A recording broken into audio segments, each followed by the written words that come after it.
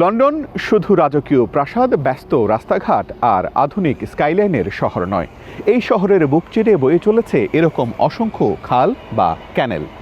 আর এই খালগুলোতেই বসবাস করছেন এখানকার হাজারো মানুষ। এগুলোকে আপাত দৃষ্টিতে রোমান্টিক মনে হলেও এই বাস্তবতায় মোড়ানো জীবনটা কতটা রোমান্টিক, কিংবা এর মধ্যে কতটা সুবিধা আর অসুবিধার গল্প রয়েছে, আজ আমরা সেগুলোই জানার চেষ্টা করব।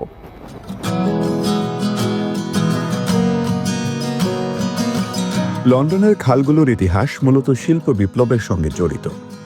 1800 ও 1900 শতকে ব্রিটেনে শিল্প কারখানা দ্রুত বাড়তে শুরু করে।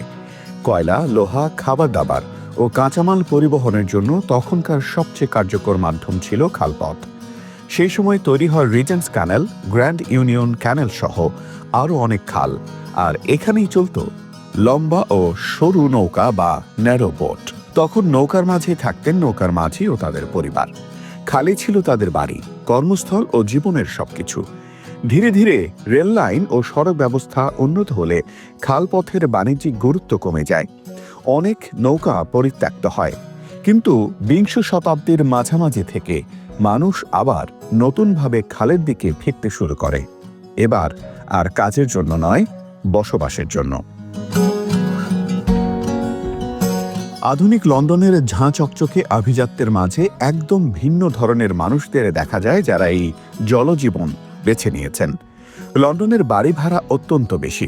অনেক শিল্পী, লেখক, সঙ্গীত শিল্পী তুলনামূলক সস্তা ও জীবনের মানে খোঁজার জন্য এই হাউসবোট বেছে নিয়েছেন।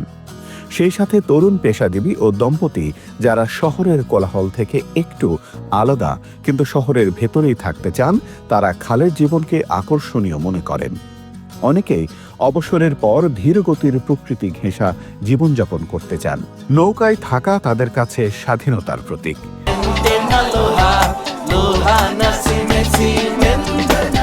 তবে লন্ডনের আবাসন সংকটের কারণে কেউ কেউ বাধ্য হয়ে এই খালে বসবাস করছেন, যদিও লাইসেন্স ও নৌকার খরচও কিন্তু কম নয়। খালের পানিতে থাকার ধরন দুই রকমের হয়। নির্দিষ্ট জায়গায় নৌকা বেঁধে রাখার শর্তে বিদ্যুৎ, পানি, ময়লা নিষ্কাশনের সুবিধা তুলনামূলক ভালো পাওয়া যায়, যা পার্মানেন্ট মুরিং নামে পরিচিত। তবে এইভাবে বসবাসের ভাড়া একটু বেশি। আর নির্দিষ্ট জায়গায় স্থায়ীভাবে থাকা যায় না। নিয়ম অনুযায়ী প্রতি 14 দিনে একবার স্থান পরিবর্তন করতে হয়। এই পদ্ধতিকে বলে কন্টিনিউয়াস ক্রুজিং। এভাবে থাকতে ভাড়া কম লাগে, কিন্তু ঝামেলা অনেক বেশি। প্রকৃতির কাছাকাছি জীবন, পাখির ডাক, পানির ঢেউ, গাছপালার মাঝে ঘুম ভাঙা, এটা লন্ডনের অন্য কোথাও সহজে মেলে না। শহরের মাঝেই শান্ত পরিবেশ, একদিকে আধুনিক শহর, অন্যদিকে নিরিবিলি খাল। এই বিরল সমন্বয় খালের জীবনকে আকর্ষণীয় করে তুলেছে। তুলনামূলক কম আবাসন খরচ এবং বিভিন্ন ফ্ল্যাটের ভাড়ার তুলনায় অনেক সময় হাউসবোট সস্তা হয়, যদিও রক্ষণাবেক্ষণ খরচ আছে, যা একেবারেই কম নয়।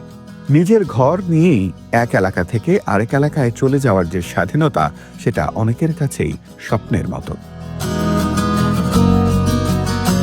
ক্যানেল লাইফে শীতকালে নৌকা খুব ঠান্ডা হয়ে যায়। হিটার, কয়লা বা কাঠ জ্বালিয়ে গরম রাখতে হয়। সেই সাথে সুপেয় পানি, টয়লেটের বর্জ্য নির্দিষ্ট জায়গায় ফেলা সহ রয়েছে বেশ কিছু সমস্যা। আবার সবসময় বিদ্যুৎ থাকে না, তাই সৌরবিদ্যুৎ বা জেনারেটর দিয়েই তাদের সমস্যা সমাধান করতে হয়। ক্যানেল অ্যান্ড রিভার ট্রাস্ট বা সিআরটির কঠোর নিয়ম মানতে হয়। লাইসেন্স না থাকলে জরিমানা বা নৌকা জব্দ হওয়ার সম্ভাবনা থাকে। সেই সাথে নৌকার ইঞ্জিন, পানির লিক, মরিচা সবকিছুই নিজের দায়িত্বেই সামলাতে হয়।